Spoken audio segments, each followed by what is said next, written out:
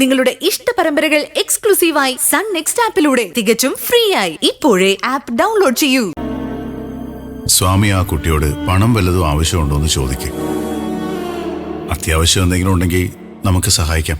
ദേവികയുടെ കയ്യിൽ നിന്ന് പണം തട്ടിയെടുത്ത് കൊണ്ടുപോയ ആ സ്ഥലത്ത് ഞാൻ പോയിരുന്നു. ചുറ്റുള്ള കടകളിലൊക്കെ അന്വേഷിക്കുകയും ചെയ്തു. 2-3 ആൺകുട്ടികൾ അതിനു മുമ്പ് അവിടെ ചുറ്റിപ്പറ്റി നടന്നായിട്ട് ഒരു കടക്കാരൻ പറഞ്ഞു. പോലീസുകാരോട് ദേവിക പറഞ്ഞതും 2-3 ആൺകുട്ടികളെ കുറിച്ച്. ഈ കടക്കാരൻ കണ്ടതും ഒരുപക്ഷെ അവരെ തന്നെയാണെങ്കിലും. പോലീസ് അന്വേഷിച്ചിട്ടുണ്ടാവില്ലേ? അവർക്ക് എന്തെങ്കിലും വിവരം കിട്ടിക്കാണാതിരിക്കില്ലേ? പോലീസ് അന്വേഷിക്കട്ടെ, പക്ഷേ നമുക്കൊരു അന്വേഷണം നടത്തണം. സ്വാമി നേരത്തെ ഒരു സംശയം പറഞ്ഞില്ലേ, ശരത്ത് തന്നെയാണോ ഇതിന് പിന്നിലെന്ന് സംശയമുണ്ടെന്ന്? അതെ.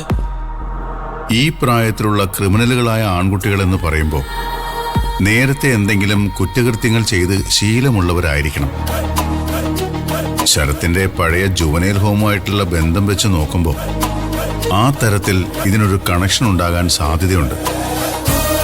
ഏതെങ്കിലും ജുവനൈൽ ഹോമിൽ നിന്ന് ഈ അടുത്ത കാലത്ത് പുറത്തു വന്ന കുട്ടികളെക്കുറിച്ച് നമുക്കൊന്ന് അന്വേഷിക്കണം.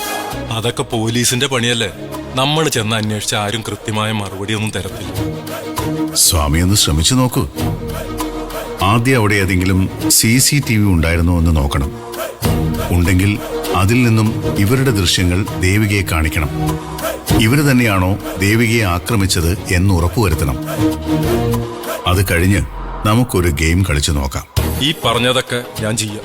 ദേവിക ആക്രമിക്കപ്പെട്ട സ്ഥലത്ത് നിന്ന് ഒരു 300 മീറ്റർ മാറിയാണ് ഇവര് നിന്നു എന്ന് പറയുന്ന ഈ കടലിൽ. അവിടെ ഏതെങ്കിലും CCTV ഉണ്ടോന്ന് നോക്കാം.